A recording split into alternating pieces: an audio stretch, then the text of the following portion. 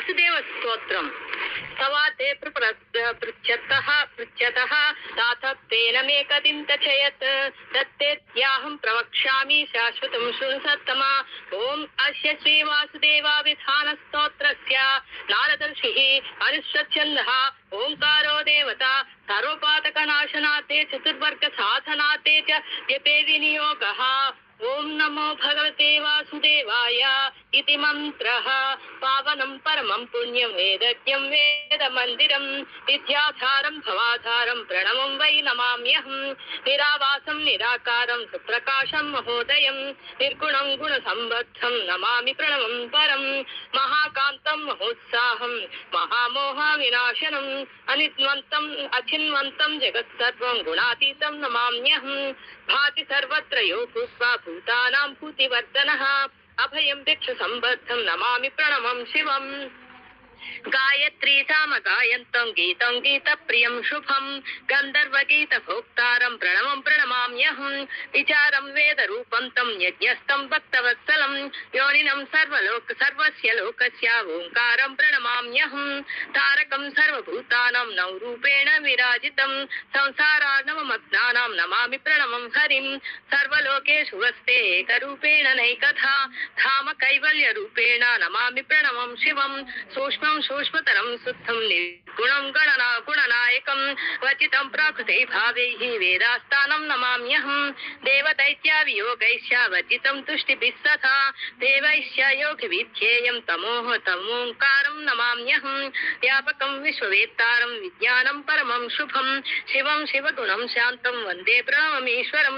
यस्य मायां प्रविष्टास्तु ब्रह्माद्याश्च सुरासुराः न विन्दन्ति परं शुद्धं मोक्षद्वारं नमाम्यहम्। आनन्दकन्दाय विशुद्धबुद्धये शुद्धाय हंसाय परावराय नमोऽस्तु तस्मै गणनायकाय श्रीवासुदेवाय महाप्रभाय। श्रीपाञ्चजन्येन विराजमानं रविप्रभेणापि सुदर्शनेन गदाब्जकेनापि विराजमानं प्रभुं न सदैनं वरशरणं प्रपद्ये। यं वेदगुह्यं सगुणं गुणानाम् आधारभूतं सचराचरस्य यं सूर्यवैश्य नरतुल्यतेजसं तं वासुदेवं शरणं प्रपद्ये। सुधानिदानं विमलं स्वरूपम् आनन्दमानेन विराजमानं यप्राप्य जीवन्ति सुरादिलोकाः तं वासुदेवं शरणं प्रपद्ये। तमोघनानां स्वकरैर्विनाशं करोति नित्यं यतिर्धर्महेतुः उद्योतमासं रविदीप्ततेजसं तं वासुदेवं शरणं प्रपद्ये। यो भाति सर्वत्र रविप्रभावैः करोति शोषं च रसं ददाति यः प्राणिनामन्तरङ्गः वायुः तं वासुदेवं शरणं प्रपद्ये। स्वेच्छानुरूपेण सदैव देवो विपर्ति लोकान् सकलान् महात्मा सन्तारेण उरिवर्तते यः तं वासुदेवं शरणं प्रपद्ये। अन्तर्गतो लोकमयः सदैव भवत्यसौ सुस्तावरजङ्गमानां स्वाहा मुखो देवगणस्य हेतुः तं वासुदेवं शरणं प्रपद्ये। रसैः पुण्यैः सकलैः सहैव पुष्णाति सौम्यौ गुणदश लोके अन्नानि यो निर्मलतेजसैव तं वासुदेवं शरणं प्रपद्ये। अस्यैव सर्वत्र विनाशहेतुः सर्वाश्रयः सर्वमयः सर्वः विनाहृषैकैर्विषयान् प्रभुङ्क्ते तं वासुदेवं शरणं प्रपद्ये। जीवस्वरूपेण बिभर्ति लोकान् ततस्वमूर्धान् सचराचरांश्च निष्केवलो ज्ञानमयस्तु सुशुद्धः तं वासुदेवं शरणं प्रपद्ये।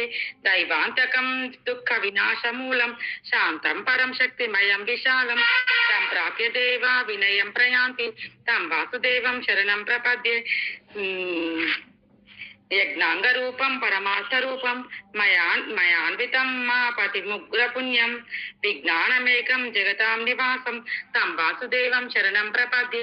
अम्बोधिमध्ये शयनं हि तस्य नागाङ्गभोगे शयने विशाले श्रीपादपद्मद्वयमेव तस्य तद्वासुदेवस्य नमामि नित्यं। पुण्यान्वितं शङ्करमेव नित्यं तीर्थैरनेकैः परिसेव्यमानम् तस्मादपद्मद्वयमेव तस्य श्रीवासुदेवस्य अगापहं तत् पादाम्बुजं रक्तमहोत्पलाभम् अङ्गोजसल्लिङ्गजयोपमुक्तम् अलङ्कृतं नो